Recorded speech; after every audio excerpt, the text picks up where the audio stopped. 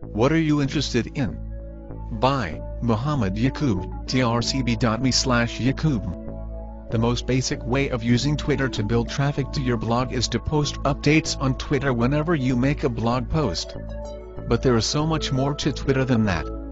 The Twitter site has one question and one question only: what are you doing? Now, how you answer this question is completely up to you. A lot of people simply post about what they are up to. You'll see a lot of posts like "just finished eating lunch," "working on a project," "am tired of work," or status messages like these. But you'll also see a whole lot more. If you're having trouble answering the question, what are you doing, try thinking of it in terms of, what are you interested in, or, what has your attention? For instance, try the following.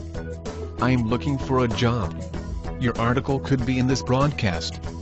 Visit trcb.com to find out how. Post a job. Advertise something you want to sell. Ask something you want to. To start out with, you'll want to post things that are related to you personally and not your blog directly. Remember, first and foremost, Twitter is a social networking utility. People have a low tolerance for blatant advertising. Follow me on Twitter.